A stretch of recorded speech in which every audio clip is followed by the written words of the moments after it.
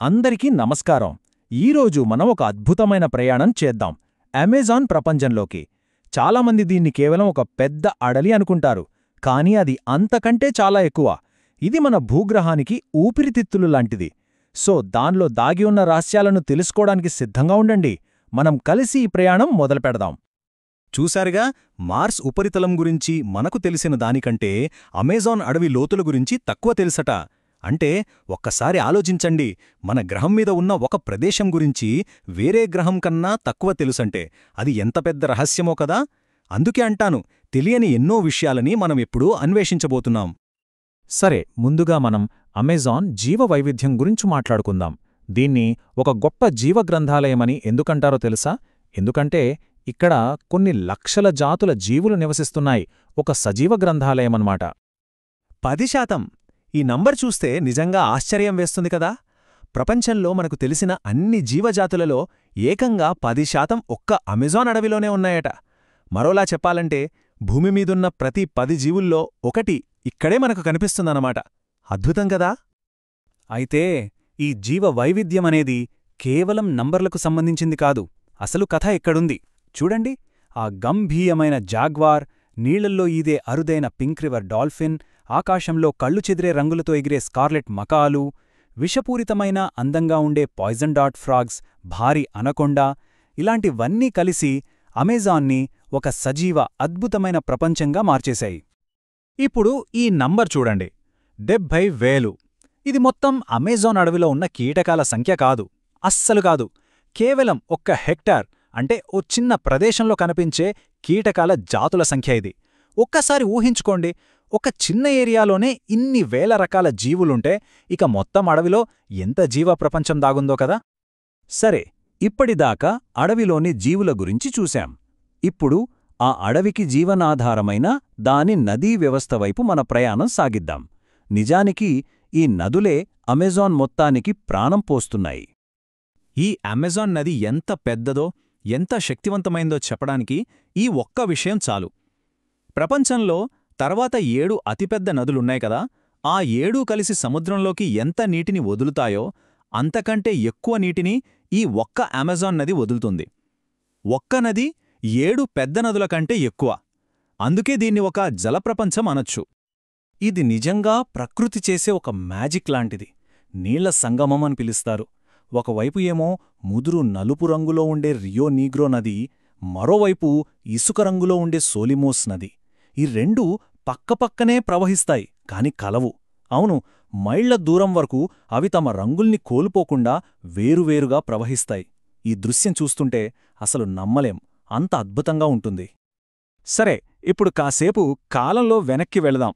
Amazon ప్రాచీన చరిత్ర, దాని మానవ జ్ఞానం, అంటే టైం మిషన్లో ఎక్కినట్టన్మాట. ఈరోజు మనం చూస్తున్న ఈ అడవి అసలు ఎలా ఏర్పడింది, ఇక్కడ మనుషులు ఎప్పట్నుంచున్నారు చూద్దాం. ఇప్పుడు మనం చూస్తున్న ఈ పచ్చని అడవి లక్షల సంవత్సరాల క్రితం ఎలా ఉండేదో ఊహించగలరా? అస్సలు ఊహించలేం. ఎందుకంటే అది ఒక పెద్ద లోతట్టు సముద్రం. అవును, మీరు విన్నది నిజమే. ఈ ఒక్క విషయం తెలిసాక అమెజాన్ని చూసే మన దృక్పథమే మారిపోతుంది గదా. దాని గతం ఎంత విచిత్రంగా ఉందో. చాలామంది అమెజాన్ అంటే మనుషులు లేని కన్యారణ్యం అనుకుంటారు, కాని అది నిజం కాదు. దానికి సాక్ష్యమే ఈ టెర్రా ప్రెటా, అంటే అమెజానియన్ డార్క్ ఎర్త్. ఇది సహజంగా ఏర్పడిన నేల కాదు, ప్రాచీన కాలంలో అక్కడి ప్రజలు సృష్టించిన అత్యంత సారవంతమైన నేల. అంటే వాళ్లు కేవలం అడవిలో బతకడమే కాదు, ఆ అడవిని తమ అవసరాలకు తగ్గట్టుగా తీర్చిదిద్దారు, పోషించారు. వాళ్ల తెలివికి ఇదొక గొప్ప నిదర్శనం. ఇక వాళ్ళ జ్ఞానం గురించి చెప్పాలంటే ఈ నెంబర్ చూడండి, 2,000కు పైగా. అక్కడ నివసించే స్థానిక సమాజాలు అడవిలో దొరికే 2,000కు పైగా మొక్కలను ఔషధాల కోసం వాడతారట. ఇదేదో ఒకరోజు నేర్చుకున్నది కాదు, తరతరాలుగా వాళ్లకు సంక్రమిస్తున్న ఒక అద్భుతమైన జ్ఞాన సంపద, ఒక సజీవ ఫార్మసీ వాళ్ళ దగ్గర ఉన్నట్టే.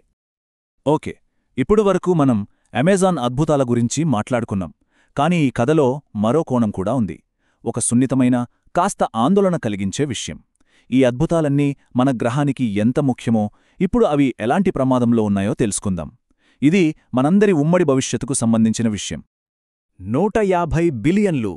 ఇది ఈ అడవిలో నిల్వ ఉన్న కార్బన్ పరిమాణం, మెట్రిక్ టన్నుల్లో. ఈ నంబర్ ఎందుకింత ముఖ్యమంటే, ఇంత పెద్ద మొత్తంలో కార్బన్ను తనలో దాచుకోవటం ద్వారా అమెజాన్ అడవి మన భూమి వేడెక్కకుండా కాపాడుతోంది. సింపుల్గా చెప్పాలంటే, వాతావరణ మార్పులకు వ్యతిరేకంగా మనకున్న అతి పెద్ద రక్షణ కవచాల్లో ఇదొకటి. ఇప్పుడు మనం ఎగిరే నదులు అనే ఒక కాన్సెప్ట్ గురించి తెలుసుకుందాం. వినడానికి వింతగా ఉంది కదూ, కానీ ఇది నిజం. చూడండి, అడవిలోని చెట్లు బిలియన్ల టన్నుల నీటి ఆవిరిని గాలిలోకి వదులుతాయి. ఆ ఆవిరంతా కలిసి ఆకాశంలో పెద్ద పెద్ద మేఘాల రూపంలో నదుల్లా ప్రవహిస్తుంది. అందుకే వాటిని ఎగిరే నదులు అంటారు. ఈ నదులు ఖండాలు దాటి వర్షపాతాన్ని ప్రభావితం చేస్తాయి. అంటే అమెజాన్ తన వాతావరణాన్ని తానే సృష్టించుకోవడమే కాకుండా వేరే ప్రాంతాల వాతావరణాన్ని కూడా శాసిస్తుంది. ఇది ప్రకృతి చేసిన ఒక అద్భుతమైన ఇంజనీరింగ్. అయితే ఇంతటి కీలకమైన వ్యవస్థ ఇప్పుడు ప్రమాదంలో ఉంది. దానికి కారణం ప్రధానంగా 3 విషయాలు: విపరీతమైన అటవీ నిర్మూలన, అడవిని కాల్చేస్తున్న కార్చిచ్చులు, మరియు మొత్తం గ్రహాన్ని ప్రభావితం చేస్తున్న వాతావరణ మార్పు. గుర్తుంచుకోవాల్సిన విషయమేంటంటే, ఈ ప్రమాదాలు కేవలం అమెజాన్కే గాదు, మనందరి భవిష్యత్తుకు కూడా. ఈ మాటలు అమెజాన్ ప్రాముఖ్యతను చాలా స్పష్టంగా వివరిస్తున్నాయి. దాన్ని కాపాడటం అంటే కేవలం కొన్ని చెట్లని, జంతువులనే కాపాడటం కాదు. అది మన ప్రపంచ వాతావరణాన్ని స్థిరంగా ఉంచే ఒక వ్యవస్థని కాపాడటం, భర్తీ చెయ్యలేని ఒక ఔషధాల గనిని కాపాడటం, అంతేకాదు ఒక ఖండం మొత్తం వర్షపాతాన్ని నిలబెట్టడం, అంతిమంగా మన అందరి భవిష్యత్తును కాపాడుకోవటం. అందుకే చివరిగా ఈ ప్రశ్న: అమెజాన్ విధి, మన విధి వేరువేరు కాదు, రెండూ ఒకటే. మరి ఈ ఉమ్మడి భవిష్యత్తును మనం ఎలా కాపాడుకోబోతున్నాం? ఈ ప్రశ్న ప్రతి ఒక్కరినీ ఆలోచింపచేయాలి.